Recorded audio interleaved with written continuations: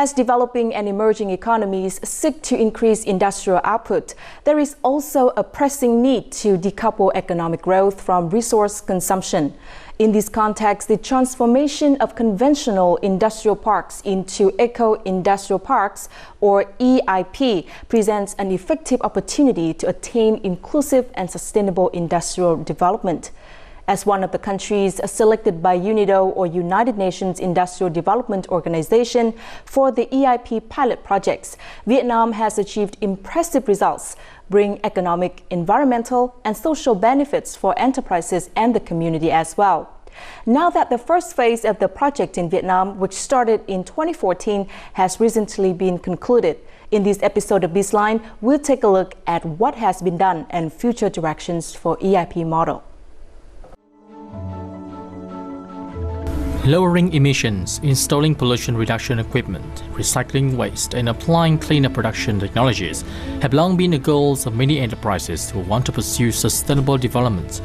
However, in Eco-Industrial Park, or EIP, sustainable development climbs to a higher level. The general idea of EIP is to create a network of collaborating companies that function as an ecosystem through the recovery of resource and manufacturing waste through symbiotic relationships. Companies seek to improve their management of environmental and resource issues, including energy, water, and materials. The energy and materials produced by one industry can be absorbed by another industry or business. Realizing the need to build EIP as the next model for industrial park, UNIDO, or United Nations Industrial Development Organization, implemented EIP pilot projects in 7 countries since 2012, including Vietnam. After over 4 years, the first phase of the project brought impressive results to 4 industrial parks in Vietnam.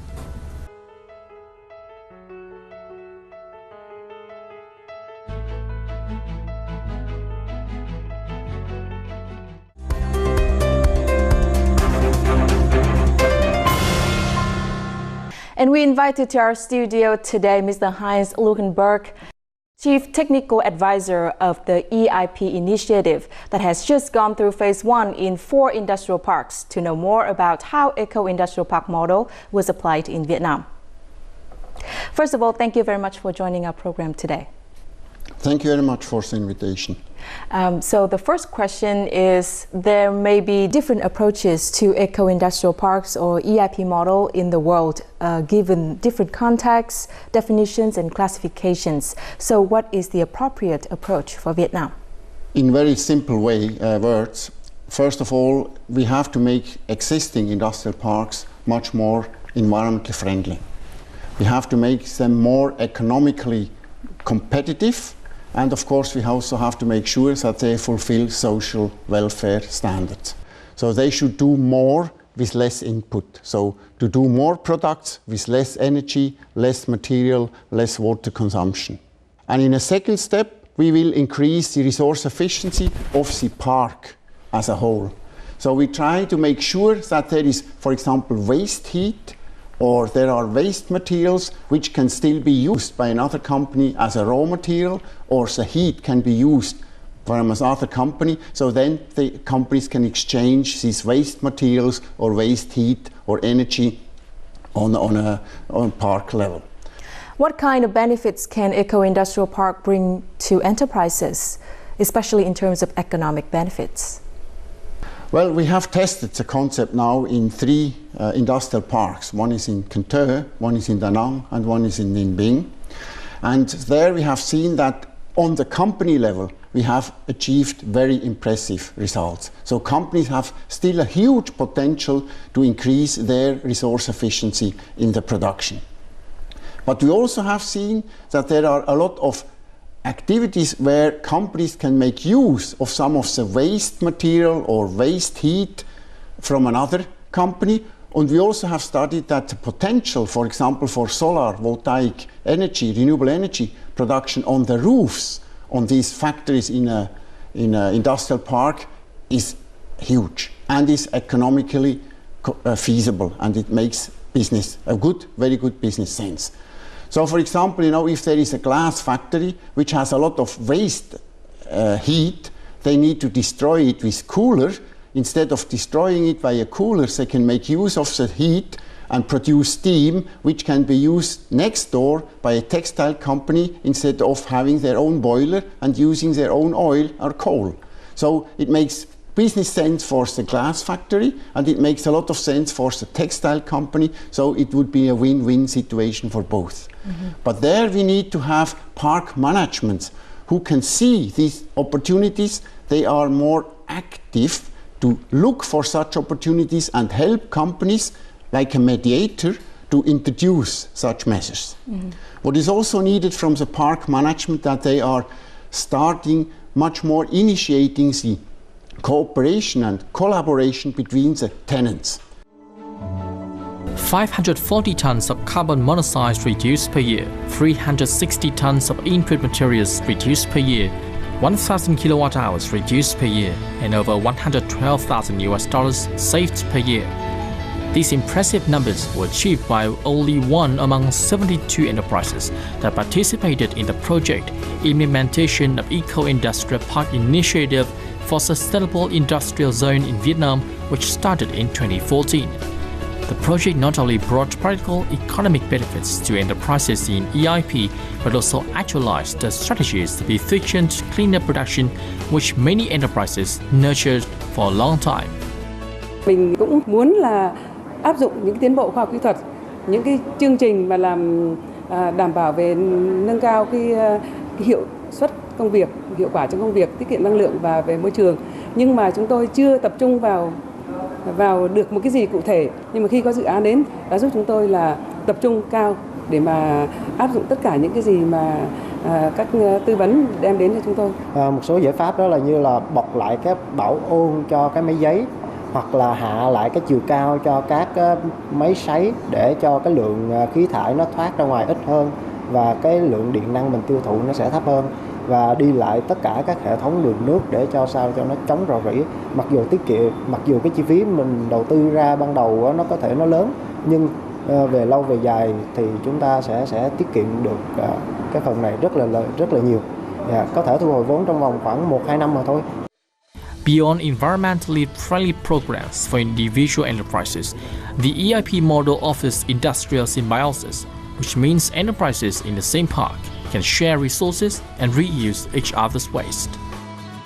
Qua cái việc thực hiện cái dự án khu công nghiệp sinh thái tại Cần Thơ, thì các khu công nghiệp Cần Thơ cũng phát hiện ra nhiều cái mô hình cộng sinh công nghiệp.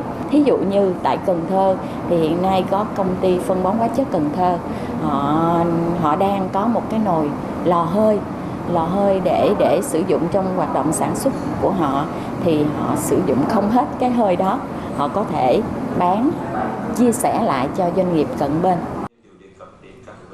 Though EIP is meant to achieve economic, social and environmental benefits for the long term, the initial stage of EIP project in Vietnam proved that success can come very quickly and ensures future benefits for all stakeholders. This is also in line with Vietnam's commitment to high quality growth at the same time with high growth rate. Các cái doanh nghiệp khi triển khai tham gia dự án cũng đã có kết quả hết sức tích cực.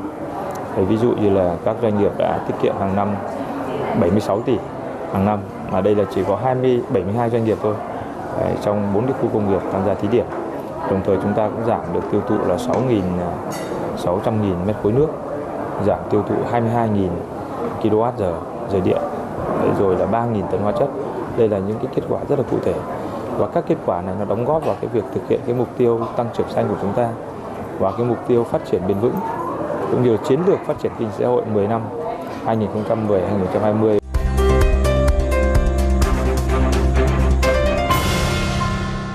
So what is your assessment of the initial results of the EIP model first phase project in Vietnam?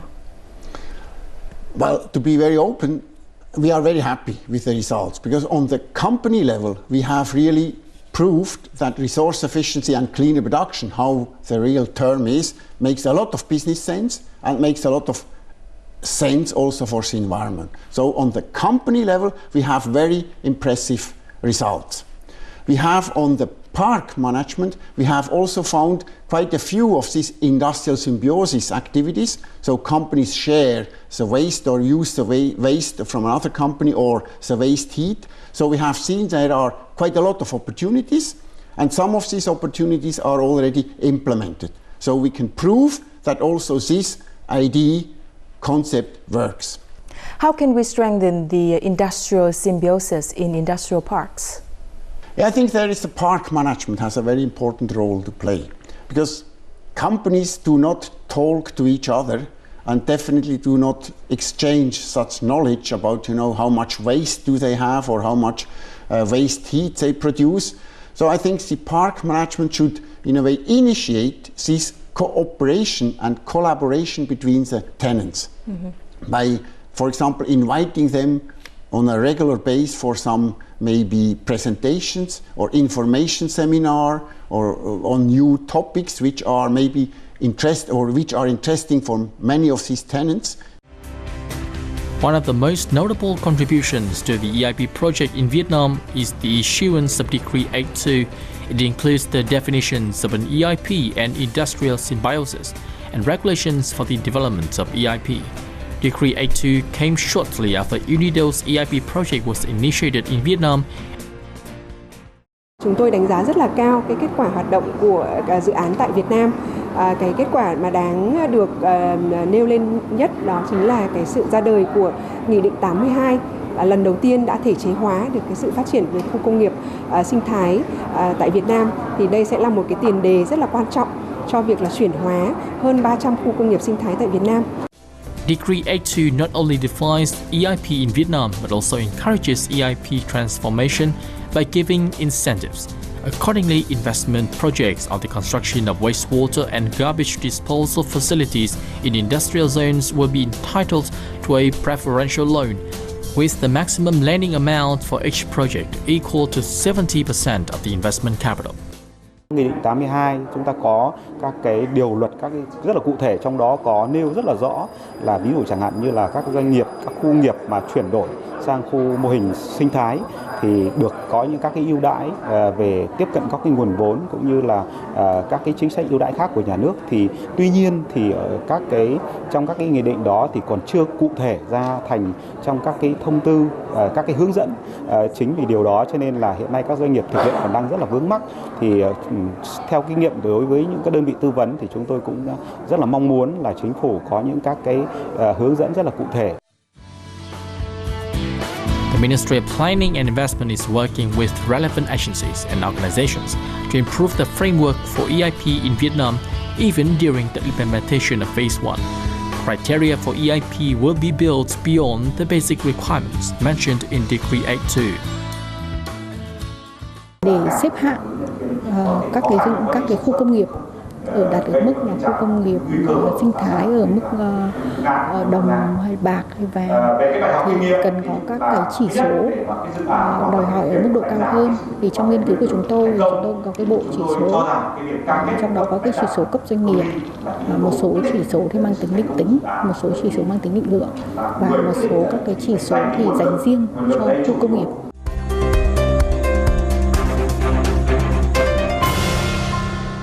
So what requirements in terms of policy needed for EIP model to be implemented? Yeah, as I mentioned before, I think the government of Vietnam already now issued and approved the Decree 82, which is in a way regulating the industrial park and added the term and also the issue of eco-industrial parks to these new regulations. So this is the baseline, the policy framework, the baseline to introduce eco-industrial parks in Vietnam. Yeah. But to do it now, in reality, we need to have guidelines. We need to have circulars. And so these circulars need to be formulated and issued by the different line ministries, like MONRE, MOST, MAMOIT. Because in some cases there are in the law in Vietnam at the moment barriers which in a way prevent the in a way scaling up of the implementation of eco-industrial parks in Vietnam. So parks do not know exactly what to do, and they have some laws which prevent them to do it. So this needs to be deleted. Yeah. So they need to go on. And this means now we need to have these circulars. Without these circulars, in a way, the implementation will not work. Do you think there needs to be a more encouraging policy or even a compulsory mechanism for EIP model implementation in Vietnam? I think at the beginning it will be a voluntary activity. I think, you know, the really active and smart industrial park authorities will see the benefit of such a concept and they will go for it without having, but we need to have the policy and legal framework so companies can do it. What we also noticed, for example, foreign invested industrial parks, they are very, very keen to know the framework, to know the conditions and to know the standards for such eco-industrial park because they want to go into this direction. About 4 tons of plastic waste that is collected from 1 million plastic bags in Hai Phong City will be used to build the first ever made plastic waste asphalt road in Vietnam, expected to be complete in Q3 this year. It is said to be more durable than normal asphalt roads. This is an initiative of Deep Sea Industrial Park, one of the parks that pursue the eco-friendly mode even before UNIDO's project started in Vietnam. When we heard about the Eco Park initiative, phase 1 was already actually done. We couldn't be part of it anymore. And we are very happy that we are being considered now to be a pioneer for phase 2. Because for us, it is actually a challenge to prove you can be both sustainable and profitable. Not only the road made from plastic waste, Deep Sea Industrial Park also hopes to generate electricity and water from processing waste.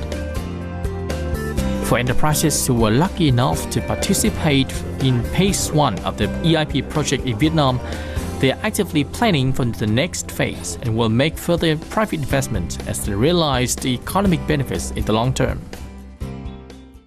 Tiếp đến, nhưng mà trong cái giai đoạn mới là chúng tôi đã lập xong cái dự án về sử dụng năng lượng tái sinh và năng lượng mặt trời. Cái dự án này thì chúng tôi lập cái dự toán là khoảng 19 tỷ, 7 tỷ là chúng tôi tự cấp. The government will also facilitate enterprises' willingness to go greener and be more efficient in the second phase of the project. Giai đoạn 2 thì chúng tôi muốn triển khai sâu hơn, đi vào hỗ trợ sâu hơn các doanh nghiệp.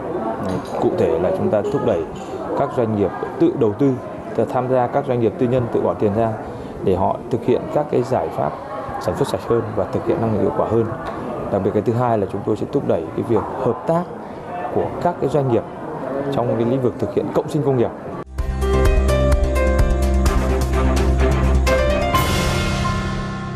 With such benefits and advantages that you have just mentioned about the EIP model, how do Vietnamese enterprises in industrial parks become involved in EIP model? Where should they start and how do they do that? I think the best way to start their activities is, first of all, they can of course improve the resource efficiency in their own production line. And for this, I think there is an excellent institution here in Vietnam, the so-called Vietnam Cleaner Production Center, which can advise and help consult companies how to do it, how to really make more use of the existing resources in a company. So that's in a way the homework every company can do. But if a company is interested to be located in an eco-industrial park and their park at the moment has no movement into this direction, I think it would be time to talk to the park authority or talk to the park management and express their wish to go in this direction, but also seek maybe the opinion of some other tenants. So if there are more companies are willing to go in this direction, I'm very sure that park management or park authorities cannot stop it. So they will also start to go into this direction. Is there any successful model already implemented in countries that have similar geographical and other elements like Vietnam, neighboring countries, maybe some in Southeast Asia? No, to be very honest, no.